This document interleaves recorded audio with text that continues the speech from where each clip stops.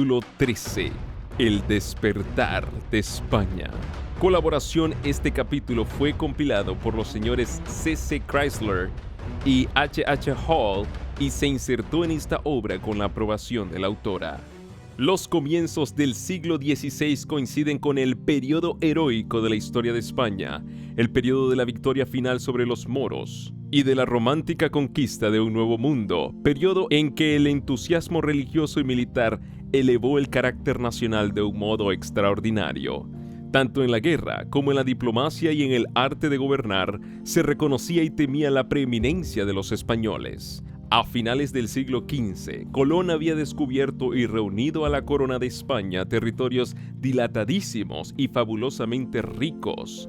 En los primeros años del siglo XVI fue cuando el primer europeo vio el Océano Pacífico, y mientras se colocaba en Aquisgrán la corona de Carlomagno y Barbarroja sobre la cabeza de Carlos V, Magallanes llevaba a cabo el gran viaje que había de tener por resultado la circunnavegación del globo, y Cortés hallábase empeñado en la ardua conquista de México.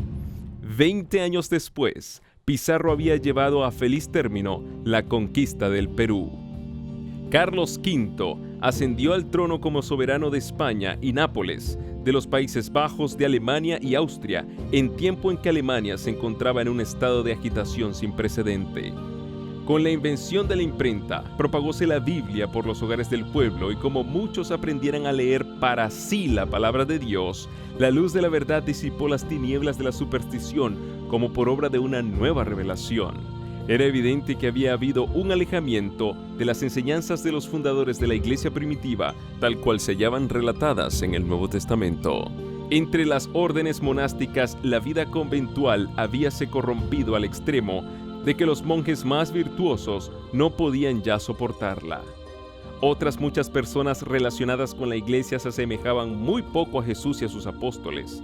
Los católicos sinceros que amaban y honraban la antigua religión se horrorizaban ante el espectáculo que se le ofrecía por doquiera. Entre todas las clases sociales se notaba una viva percepción de las corrupciones que se habían introducido en la iglesia y un profundo y general anhelo por la reforma. Deseosos de respirar un ambiente más sano, surgieron por todas partes evangelistas inspirados por una doctrina más pura. Muchos católicos cristianos nobles y serios, entre los que se encontraban no pocos del clero español e italiano, uniéronse a dicho movimiento que rápidamente iba extendiéndose por Alemania y Francia. Como lo declaró el sabio arzobispo de Toledo, Bartolomé de Carranza, en sus comentarios del Catecismo, aquellos piadosos prelados querían ver revivir en su sencillez y pureza el antiguo espíritu de nuestros antepasados y de la iglesia primitiva. El clero de España era competente para tomar parte directiva en este retorno al cristianismo primitivo. Siempre amante de la libertad, el pueblo español durante los primeros siglos de la era cristiana se había negado resueltamente a reconocer la supremacía de los obispos de Roma, y solo después de transcurridos 8 siglos le reconocieron al fin a Roma el derecho de entremeterse con autoridad en sus asuntos internos. Fue precisamente con el fin de aniquilar ese espíritu de libertad característico del pueblo español hasta en los siglos posteriores, en que había reconocido ya la supremacía papal, con el que en 1483 Fernando e Isabel, en hora fatal para España, permitieron el establecimiento de la Inquisición como tribunal permanente en Castilla y su restablecimiento en Aragón, con Tomás de Torquemada como inquisidor general. Durante el reinado de Carlos V, la represión de las libertades del pueblo, que ya había ido tan lejos en tiempo de su abuelo y que su hijo iba a reducir a sistema, siguió desenfrenadamente. No obstante las apelaciones de las Cortes, todas las artes de su famoso ministro, el cardenal Jiménez, fueron requeridas para impedir un rompimiento manifiesto. Al principio del reinado del monarca, 1520, las ciudades de Castilla se vieron impulsadas a sublevarse para conservar sus antiguas libertades. Solo a duras penas logró sofocarse la insurrección. La política de este soberano consistía, como había consistido la de su abuelo Fernando, en oponerse al espíritu de toda una época, considerando tanto las almas como los cuerpos de las muchedumbres como propiedad personal de un individuo. Como lo ha dicho un historiador, el soberbio imperio de Carlos V levantóse sobre la tumba de la libertad. A pesar de tan extraordinarios esfuerzos para despojar a los hombres de sus libertades civiles y religiosas, y hasta de la del pensamiento, el ardor del entusiasmo religioso, unido al instinto profundo de la libertad civil, indujo a muchos hombres y mujeres piadosos a aferrarse tenazmente a las enseñanzas de la Biblia y a sostener el derecho que tenían de adorar a Dios según los dictados de su conciencia. De aquí que por España se propagase un movimiento análogo al de la revolución religiosa que se desarrollaba en otros países. Al paso que los descubrimientos que se realizaban en un mundo nuevo prometían al soldado y al mercader territorios sin límites y riquezas fabulosas, muchos miembros de entre las familias más nobles fijaron resueltamente sus miradas en las conquistas más vastas y riquezas más duraderas del Evangelio. Las enseñanzas de las Sagradas Escrituras estaban abriéndose paso silenciosamente en los corazones de hombres, como el erudito Alfonso de Valdés, secretario de Carlos V, su hermano Juan de Valdés, secretario del virrey de Nápoles, y el elocuente Constantino Ponce de la Fuente, capellán y confesor de Carlos V, de quien Felipe II dijo que era muy gran filósofo y profundo teólogo y de los más señalados hombres en el púlpito y elocuencia que ha habido de tiempos acá. Más allá aún fue la influencia de las Sagradas Escrituras al penetrar en el rico monasterio de San Isidro del Campo, donde casi todos los monjes recibieron gozosos la palabra de Dios, cual antorcha para sus pies y luz sobre su camino, hasta el arzobispo de Carranza, después de haber sido elevado a la primacía, se vio obligado durante cerca de 20 años a batallar en defensa de su vida entre los muros de la Inquisición, porque abogaba por las doctrinas de la Biblia. Ya en 1519 empezaron a aparecer en forma de pequeños folletos en latín los escritos de los reformadores de otros países, a los que siguieron meses después obras de mayor aliento, escritas casi todas en castellano. En ellas se ponderaba la Biblia como piedra de toque que debía servir para probar cualquier doctrina, se exponía sabiamente la necesidad que había de reformas y se explicaban con claridad las grandes verdades relativas a la justificación por la fe y a la libertad mediante el Evangelio. La primera, la más noble, la más sublime de todas las obras, enseñaban los reformadores, es la fe en Jesucristo. De esta obra deben proceder todas las obras. Un cristiano que tiene fe en Dios lo hace todo con libertad y con gozo, mientras que el hombre que no está con Dios vive lleno de cuidados y sujeto siempre a servidumbre.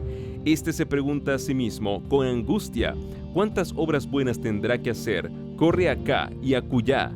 Pregunta a este y a aquel, no encuentra la paz en parte alguna y todo lo ejecuta con disgusto y con temor. La fe viene únicamente de Jesucristo y nos es prometida y dada gratuitamente.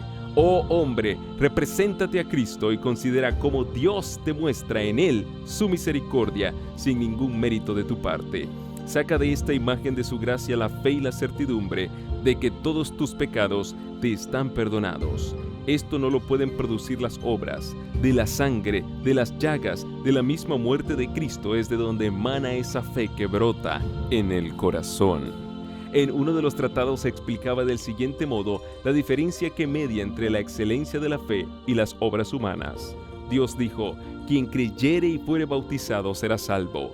Esta promesa de Dios debe ser preferida a toda la ostentación de las obras, a todos los votos, a todas las satisfacciones, a todas las indulgencias y a cuanto ha inventado el hombre, porque de esta promesa, si la recibimos con fe, depende toda nuestra felicidad. Si creemos, nuestro corazón se fortalece con la promesa divina, y aunque el fiel quedase despojado de todo, esta promesa en que cree le sostendría. Con ella resistiría al adversario que se lanzara contra su alma. Con ella podrá responder a la despiadada muerte y ante el mismo juicio de Dios. Su consuelo en todas sus adversidades consistirá en decir, yo recibí ya las primicias de ella en el bautismo. Si Dios es conmigo, ¿quién será contra mí? Oh, qué rico es el cristiano y el bautizado. Nada puede perderle a no ser que se niegue a creer.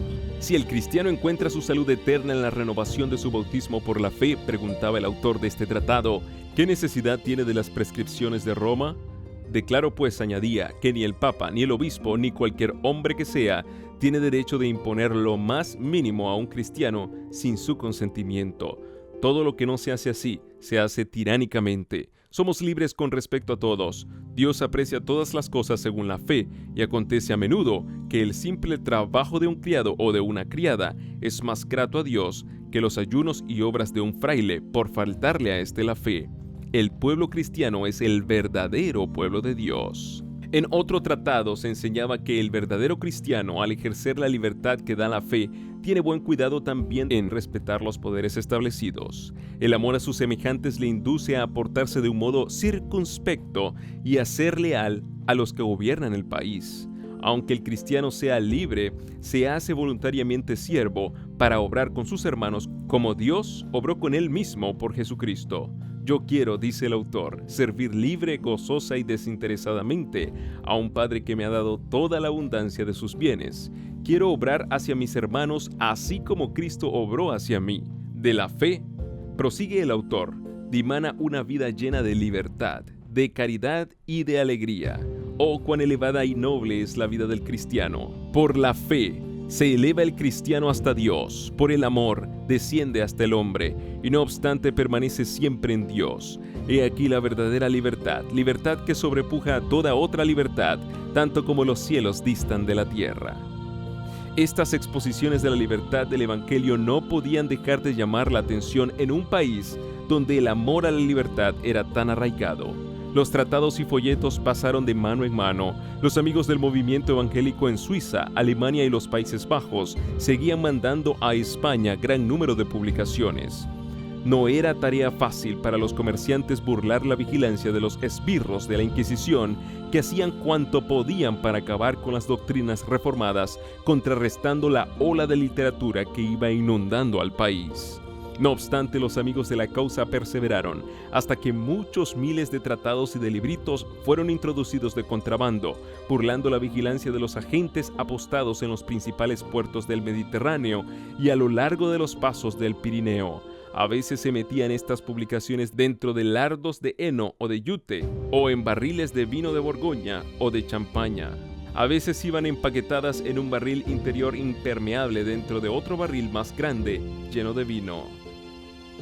Año tras año, durante la mayor parte del siglo XVI, hiciéronse esfuerzos constantes para abastecer al pueblo con testamentos y Biblias en castellano y con los escritos de los reformadores. Era una época en que la palabra impresa había tomado un vuelo que la llevaba, como el viento lleva las semillas, hasta los países más remotos.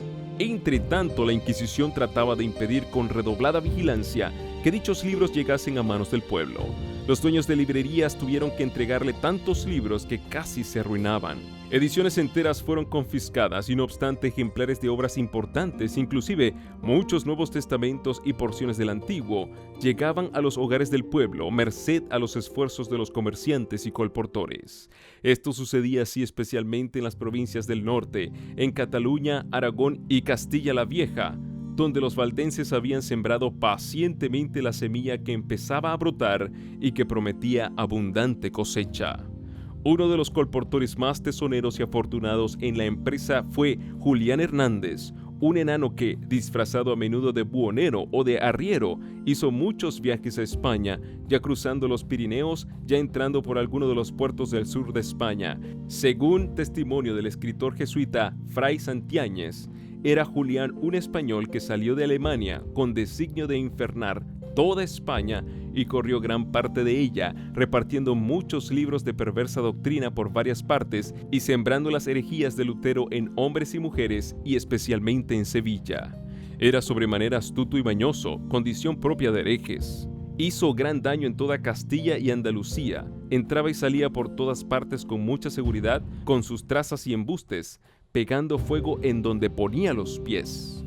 Mientras la difusión de impresos daba a conocer en España las doctrinas reformadas, debido a la extensión del gobierno de Carlos V sobre Alemania y los Países Bajos, se estrechaban más las relaciones de España con estos países, proporcionando a los españoles, tanto seglares como eclesiásticos, una buena oportunidad para informarse acerca de las doctrinas protestantes, y no pocos les dieron favorable acogida.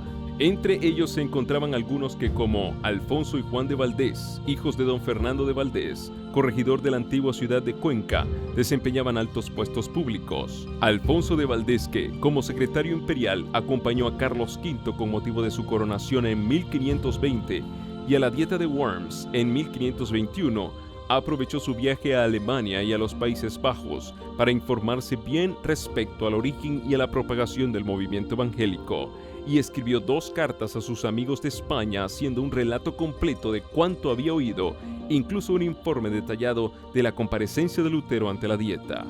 Unos 10 años después estuvo con Carlos V en la Dieta de Augsburgo, donde tuvo oportunidad para conversar libremente con Melanchthon, a quien aseguró que su influencia había contribuido a librar el ánimo del emperador de falsas impresiones y que en una entrevista posterior se le había encargado dijera a Melanchthon que su majestad deseaba que éste escribiera un compendio claro de las opiniones de los luteranos, poniéndolas en oposición, artículo por artículo, con las de sus adversarios.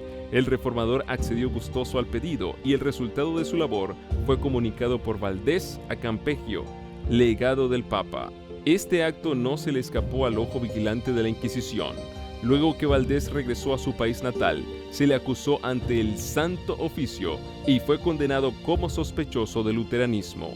El poder del Espíritu Santo que asistió a los reformadores en la tarea de presentar las verdades de la palabra de Dios durante las grandes dietas convocadas de tanto en tanto por Carlos V hizo gran impresión en el ánimo de los nobles y de los dignatarios de la Iglesia, que de España acudieron a aquellas. Por más que a algunos de estos, como el arzobispo Carranza, se les contase durante muchos años entre los más decididos partidarios del catolicismo romano, con todo, no pocos se dieron al fin a la convicción de que era verdaderamente Dios quien dirigía y enseñaba a aquellos intrépidos defensores de la verdad, que, con la Biblia, abogaban por el retorno al cristianismo primitivo y a la libertad del Evangelio. Entre los primeros reformadores españoles que se valieron de la imprenta para esparcir el conocimiento de la verdad bíblica, hay que mencionar a Juan de Valdés, hermano de Alfonso, sabio jurisconsulto y secretario del virrey español de Nápoles. Sus obras se caracterizaban por un amor a la libertad, digno del más alto encarecimiento. Escritas con gran maestría y agudeza, en estilo ameno y con pensamientos muy originales, contribuyeron grandemente a echar los cimientos del protestantismo en España. En Sevilla y Valladolid, los protestantes llegaron a contar con el mayor número de adeptos, pero como los que adoptaron la interpretación reformada del Evangelio, se contentaron por regla general con su promulgación sin atacar abiertamente la teología o la Iglesia católica, solo a duras penas podían los creyentes reconocerse unos a otros, pues temían revelar sus verdaderos sentimientos a los que no les parecían dignos de confianza. En la providencia de Dios fue un golpe dado por la misma Inquisición, el que rompió en Valladolid aquella valla de retraimiento y el que les hizo posible a los creyentes reconocerse y hablar unos con otros. Francisco San Román, natural de Burgos e hijo del alcalde mayor de Briviesca, en el curso de sus viajes comerciales tuvo oportunidad de visitar a Bremen, donde oyó predicar las doctrinas evangélicas. De regreso a Amberes, fue encarcelado durante 8 meses, pasados los cuales se le permitió proseguir su viaje a España, donde se creía que guardaría silencio. Pero cual aconteciera con los apóstoles de antaño, no pudo dejar de hablar las cosas que había visto y oído, debido a lo cual no tardó en ser entregado a la Inquisición en Valladolid. Corto fue su proceso. Confesó abiertamente su fe en las principales doctrinas de la Reforma, es a saber, que nadie se salva por sus propias obras, méritos o fuerzas, sino únicamente debido a la gracia de Dios mediante el sacrificio de un solo medianero. Ni con súplicas ni con torturas pudo inducírsele a que se retractara. Se le sentenció pues a la hoguera y sufrió el martirio en un notable auto de fe en 1544. Hacía cerca de un cuarto de siglo que la doctrina reformada había llegado por primera vez a Valladolid, empero durante dicho periodo sus discípulos se habían contentado con guardarla en sus corazones o hablar de ella con la mayor cautela a sus amigos de confianza. El estudio y la meditación, avivados por el martirio de San Román, pusieron fin a tal retraimiento. Expresiones de simpatía por su parte o de admiración por sus opiniones dieron lugar a conversaciones en cuyo curso los que favorecían la nueva fe, como se la llamaba, pudieron fácilmente reconocerse unos a otros. El celo y la magnanimidad de que dio prueba el mártir al arrostrar el odio general y al sufrir tan horrible muerte por causa de la verdad, provocó la emulación hasta de los más tímidos de aquellos, de suerte que, pocos años después de aquel auto, se organizaron formando una iglesia que se reunía con regularidad en privado para la instrucción y el culto religioso. Esta iglesia, cuyo desarrollo fue fomentado por los esfuerzos de la Inquisición, tuvo por primer pastor a Domingo de Rojas. Su padre fue Don Juan, primer marqués de Poza. Su madre fue hija del conde de Salinas y descendía de la familia del marqués de la Mota. Además de los libros de los reformadores alemanes con los que estaba familiarizado, propagó ciertos escritos suyos y particularmente un tratado con el título de Explicación de los Artículos de Fe, que contenía una corta exposición y defensa de las nuevas opiniones. Rechazaba como contraria a las Escrituras la doctrina del purgatorio, la misa y otros artículos de la fe establecida. Merced a sus exhortaciones llenas de celo, muchos fueron inducidos a unirse a la Iglesia Reformada de Valladolid, entre los que se contaban varios miembros de la familia del mismo Rojas, como también de la del Marqués de Alcañices y de otras familias nobles de Castilla. Después de algunos años de servicio en la buena causa, Rojas sufrió el martirio de la hoguera. Camino del sitio del suplicio, pasó frente al palco real y preguntó al rey: ¿Cómo podéis, Señor, presenciar así los tormentos de vuestros inocentes súbditos? Salvadnos de muerte tan cruel. No, replicó Felipe, yo mismo llevaría la leña para quemar a mi propio hijo, si fuese un miserable como tú. El doctor don Agustín Casalla, compañero y sucesor de Rojas, era hijo de Pedro Casalla, oficial mayor del Tesoro Real, y se le consideraba como uno de los principales oradores sagrados de España. En 1545 fue nombrado capellán del emperador, a quien acompañó el año siguiente a Alemania y ante quien predicó ocasionalmente años después, cuando Carlos V se hubo retirado al convento de Yuste. De 1555 a 1559 tuvo Casalla oportunidad para pasar larga temporada en Valladolid, de donde era natural su madre, en cuya casa solía reunirse secretamente para el culto de la iglesia protestante. No pudo resistir a las repetidas súplicas con que se le instó para que se hiciera cargo de los intereses espirituales de ésta, la cual, favorecida con el talento y la nombradla del nuevo pastor, creció rápidamente en número y respetabilidad. En Valladolid, la doctrina reformada penetró hasta en los monasterios. Fue abrazada por gran número de las monjas de Santa Clara y de la Orden Cisterciense de San Belén, y contaba con personas convertidas entre la clase de mujeres devotas llamadas beatas, que se dedicaban a obras de caridad. Las doctrinas protestantes se esparcieron por todas partes alrededor de Valladolid, habiendo convertidos en casi todas las ciudades y en muchos de los pueblos del antiguo Reino de León. En la ciudad de Toro fueron aceptadas las nuevas doctrinas por Antonio Herrezuelo, abogado de gran talento, y por miembros de las familias de los marqueses de la Mota y de Alcañices. En la ciudad de Zamora, don Cristóbal de Padilla era cabeza de los protestantes. De estos los había también en Castilla la Vieja, en Logroño, en la Raya de Navarra, en Toledo y en las provincias de Granada, Murcia, Valencia y Aragón. Formaron agrupaciones en Zaragoza, Huesca, Barbastro y en otras muchas ciudades. Respecto al carácter y posición social de los que se unieron al movimiento reformador en España, se expresa así el historiador: tal vez no hubo nunca en país alguno tan gran proporción de personas ilustres, por su cuña o por su saber, entre los convertidos a una religión nueva y proscrita. Esta circunstancia ayuda a explicar el hecho singular de que un grupo de disidentes que no bajaría de 2.000 personas diseminadas en tan vasto país y débilmente relacionadas unas con otras, hubiese logrado comunicar sus ideas y tener sus reuniones privadas durante cierto número de años sin ser descubierto por un tribunal tan celoso como lo fue el de la Inquisición. Al paso que la reforma se propagaba por todo el norte de España, con Valladolid por centro, una obra de igual importancia centralizada en Sevilla llevábase a cabo en el sur. Merced a una serie de circunstancias providenciales, Rodrigo de Valero, joven acaudalado, fue inducido a apartarse de los deleites y pasatiempos de los ricos ociosos y a hacerse heraldo del Evangelio de Cristo. Hízose de un ejemplar de la Vulgata y aprovechaba todas las oportunidades para aprender el latín, en que estaba escrita su Biblia. A fuerza de estudiar día y noche, pronto logró familiarizarse con las enseñanzas de las Sagradas Escrituras.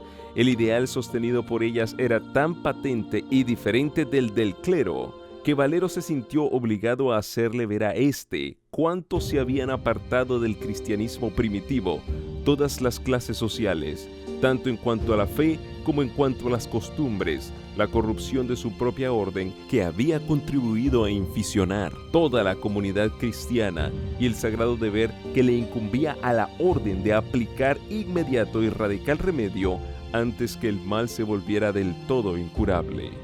Estas representaciones iban siempre acompañadas de una apelación a las Sagradas Escrituras como autoridad suprema en materia de religión y de una exposición de las principales doctrinas que aquellas enseñan.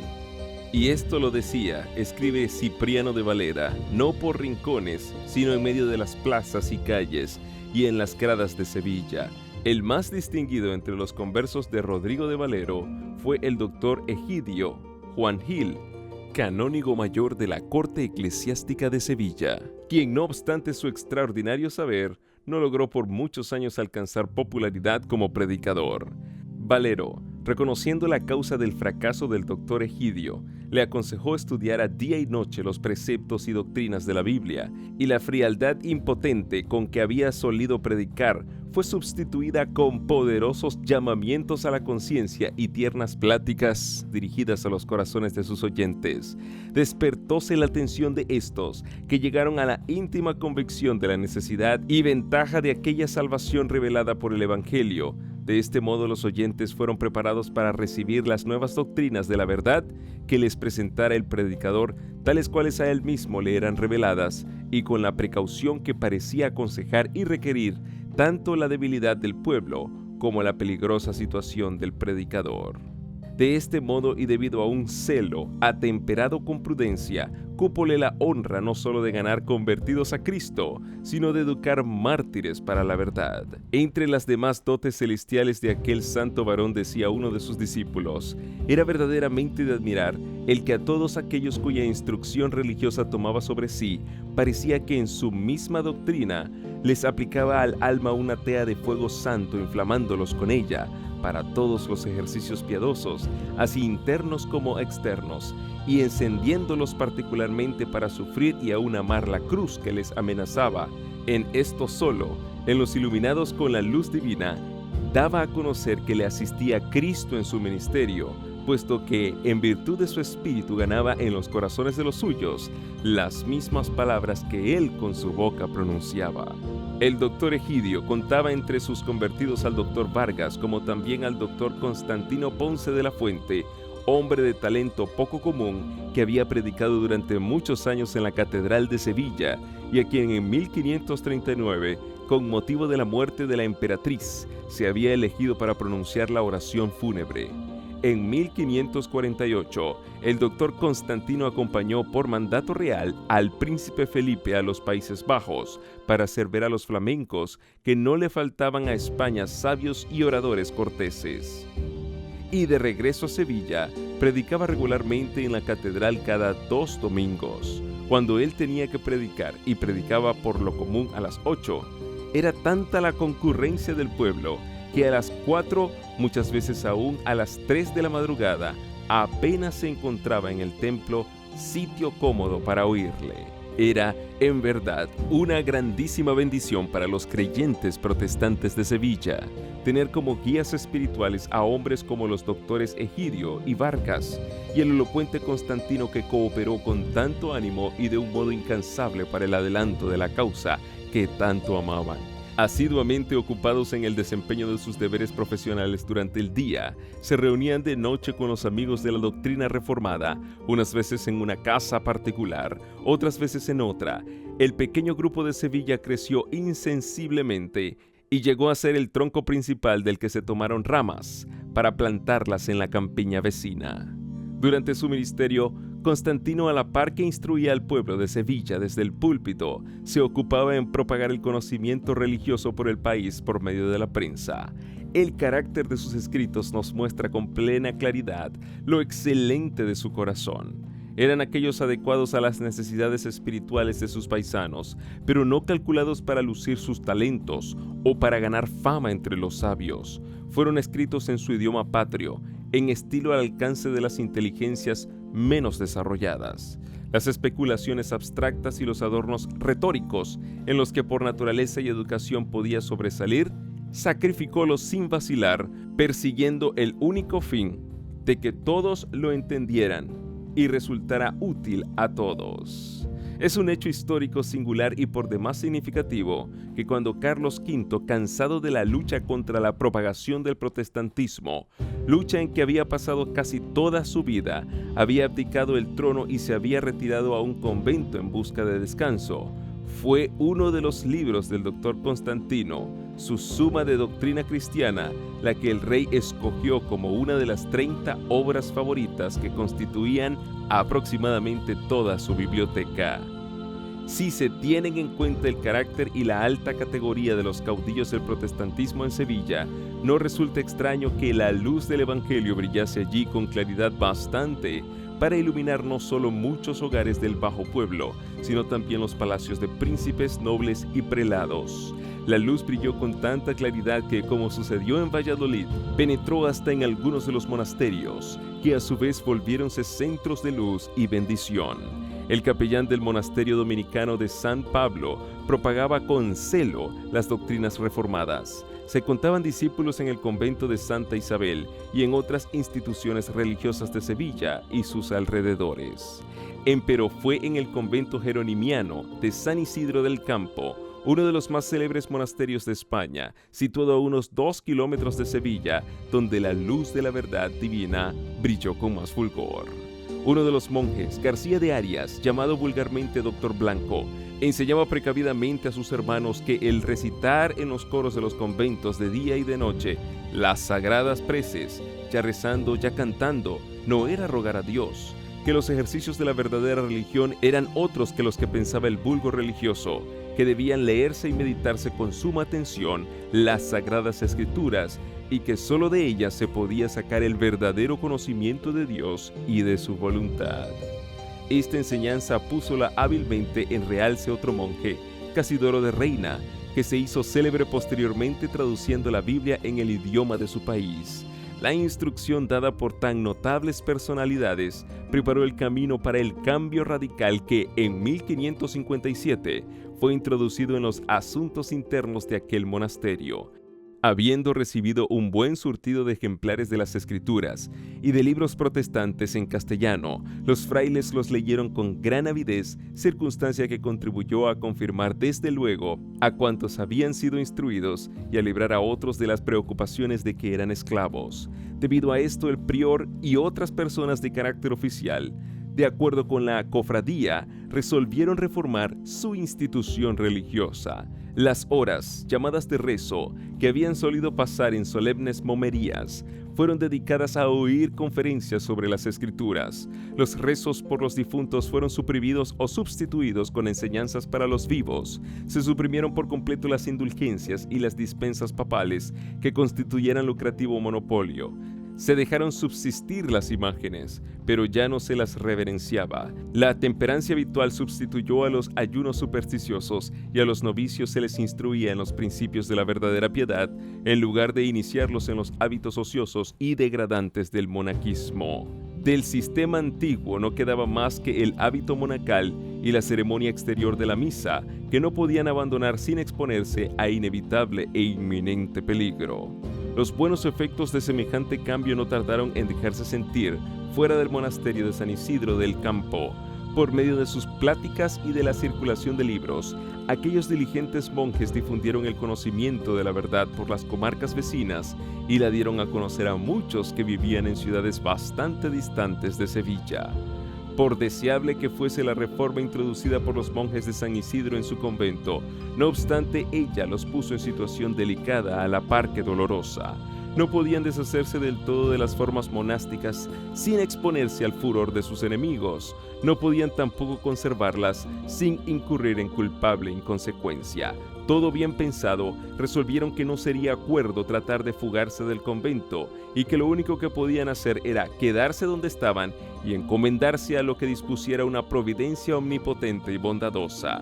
Acontecimientos subsiguientes les hicieron reconsiderar el asunto, llegando al acuerdo de dejar a cada cual libre de hacer, según las circunstancias, lo que mejor y más prudente le pareciera. Consecuentemente, 12 de entre ellos abandonaron el monasterio y por diferentes caminos lograron ponerse a salvo fuera de España y a los 12 meses se reunieron en Ginebra. Hacía unos 40 años que las primeras publicaciones que contenían las doctrinas reformadas habían penetrado en España. Los esfuerzos combinados de la Iglesia Católica Romana no habían logrado contrarrestar el avance secreto del movimiento y año tras año la causa del protestantismo se había robustecido hasta contarse por miles los adherentes a la nueva fe. De cuando en cuando se iban algunos a otros países para gozar de la libertad religiosa. Otros salían de su tierra para colaborar en la obra de crear toda una literatura especialmente adecuada para fomentar la causa que amaban más que la vida misma. Otros aún, cual los monjes que abandonaron el monasterio de San Isidro, se sentían impelidos a salir debido a las circunstancias peculiares en que se hallaban. La desaparición de estos creyentes, muchos de los cuales se habían destacado en la vida política y religiosa, había despertado desde hacía mucho tiempo las sospechas de la Inquisición y andando el tiempo algunos de los ausentes fueron descubiertos en el extranjero, desde donde se afanaban por fomentar la causa protestante en España.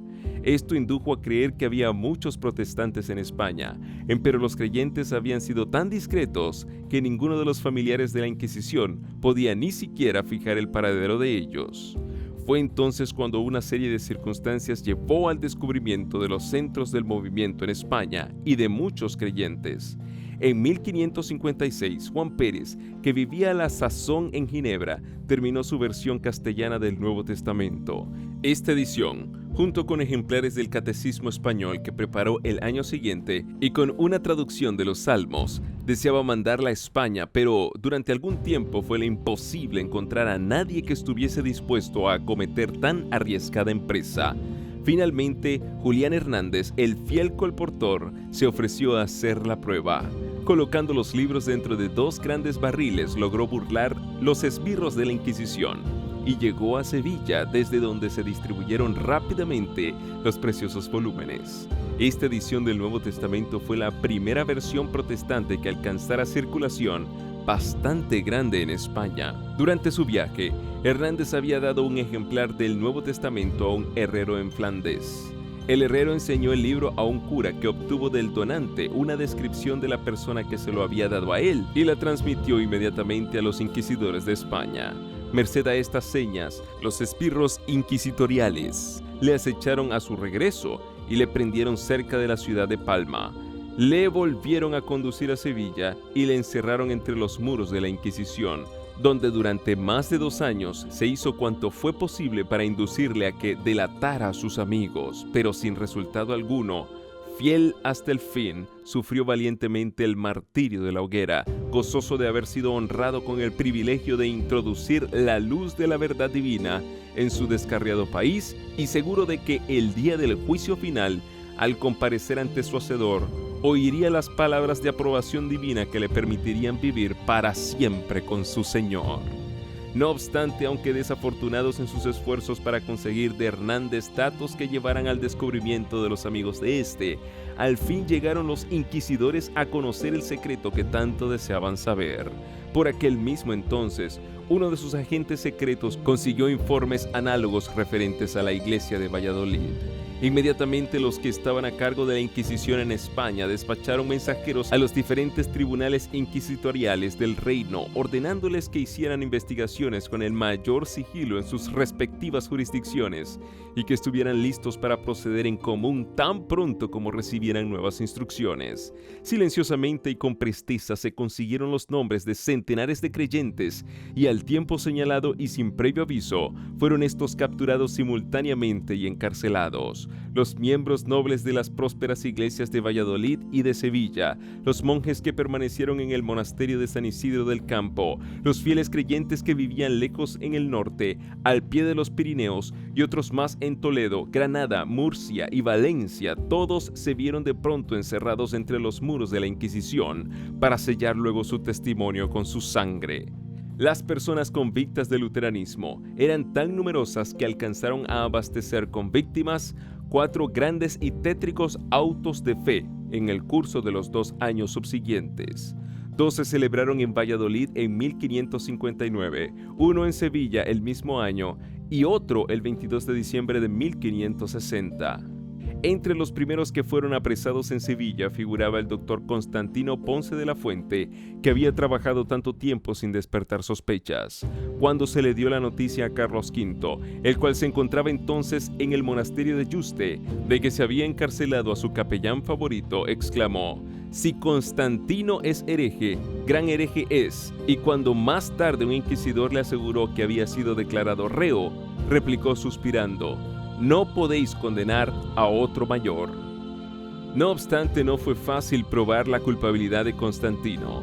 En efecto, parecían ser incapaces los inquisidores de probar los cargos levantados contra él, cuando por casualidad encontraron entre otros muchos un gran libro escrito todo de puño y letra del mismo Constantino, en el cual abiertamente y como si escribiese para sí mismo, trataba en particular de estos capítulos. Según los mismos inquisidores, declararon en su sentencia publicada después en el Cadalso, a saber, del estado de la Iglesia, de la verdadera Iglesia y de la Iglesia del Papa, a quien llamaba Anticristo, del sacramento de la Eucaristía y del invento de la misa, acerca de todo lo cual, afirmaba él, estaba el mundo fascinado a causa de la ignorancia de las Sagradas Escrituras, de la justificación del hombre, del purgatorio al que llamaba cabeza de lobo e invento de los frailes en pro de su gula, de las pulas e indulgencias papales, de los méritos de los hombres, de la confesión. Al enseñársele el volumen a Constantino, este dijo: «Reconozco mi letra y así confieso haber escrito todo esto y declaro ingenuamente ser todo verdad. Ni tenéis ya que cansaros en buscar contra mí otros testimonios. Tenéis aquí ya una confesión clara y explícita de mi creencia. Obrad pues y haced de mí lo que querráis». Debido a los riesgos de su encierro, Constantino no llegó a vivir 2 años desde que entró en la cárcel. Hasta sus últimos momentos se mantuvo fiel a la fe protestante y conservó su serena confianza en Dios. Providencialmente fue encerrado en el mismo calabozo de Constantino, uno de los jóvenes monjes del monasterio de San Isidro del Campo, al cual le cupo el privilegio de atenderle durante su última enfermedad y de cerrarle los ojos en paz. El doctor Constantino no fue el único amigo y capellán del emperador que sufriera a causa de sus relaciones con la causa protestante. El doctor Agustín Casalla, tenido durante muchos años por uno de los mejores oradores sagrados de España y que había oficiado a menudo ante la familia real, se encontraba entre los que habían sido apresados y encarcelados en Valladolid. En el momento de su ejecución pública, volvióse hacia la princesa Juana, ante quien había predicado muchas veces, y señalando a su hermana que había sido también condenada, dijo: «Os suplico, Alteza, tengáis compasión de esa mujer inocente que tiene 13 hijos huérfanos». No obstante, no se la absolvió, si bien su suerte es desconocida.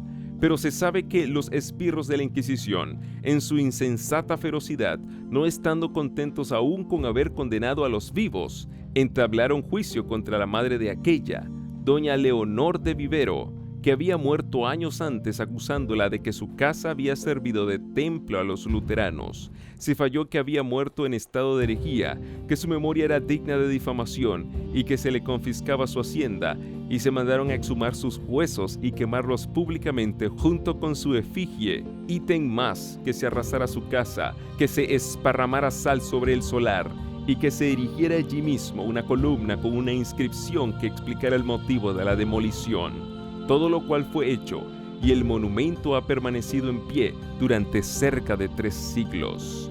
Fue durante ese auto cuando la fe sublime y la constancia inquebrantable de los protestantes quedaron realzadas en el comportamiento de Antonio Errezuelo, jurisconsulto sapicientísimo, y de doña Leonor de Cisneros, su mujer, dama de 24 años, discreta y virtuosa a maravilla y de una hermosura tal que parecía fingida por el deseo.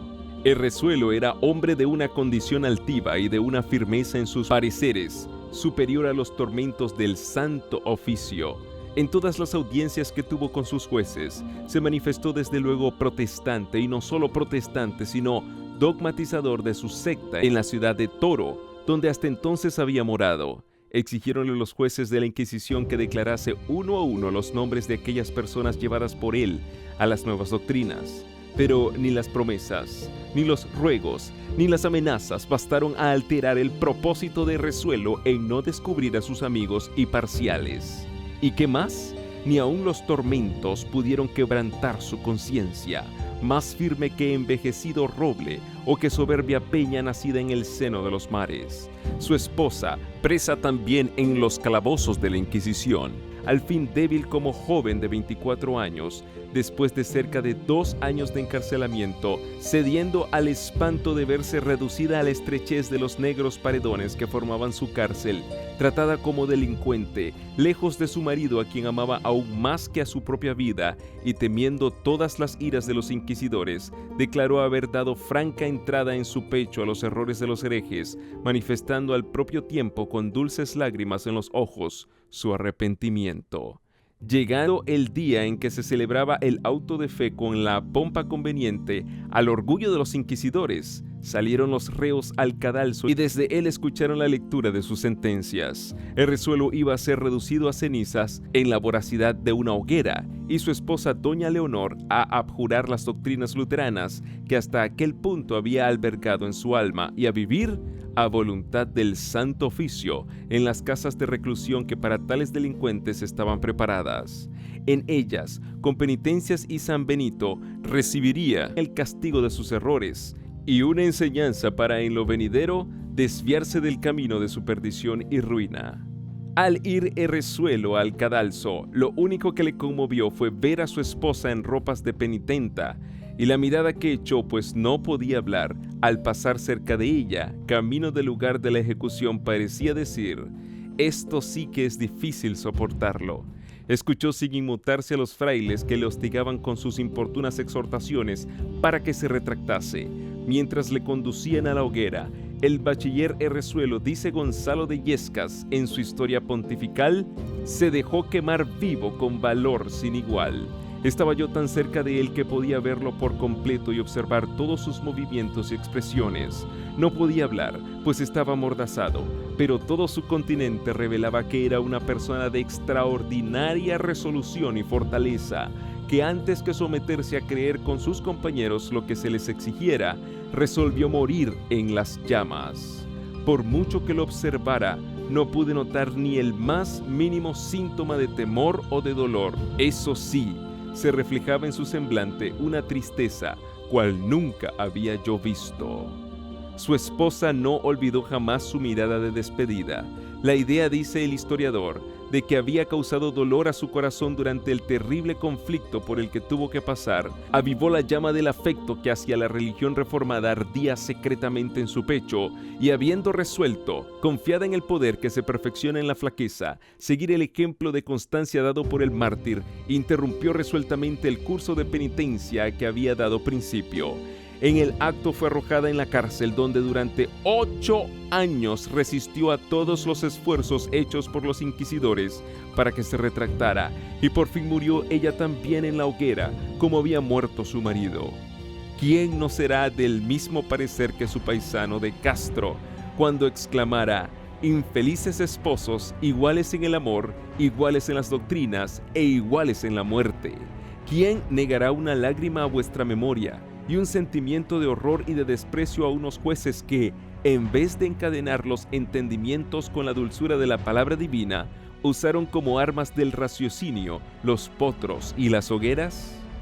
Tal fue la suerte que corrieron muchos que en España se habían identificado íntimamente con la Reforma protestante del siglo XVI. Pero de esto no debemos sacar la conclusión de que los mártires españoles sacrificaran sus vidas y derramaran su sangre en vano. Ofrecieron a Dios sacrificios de grato olor, dejaron en favor de la verdad un testimonio que no se perdió del todo.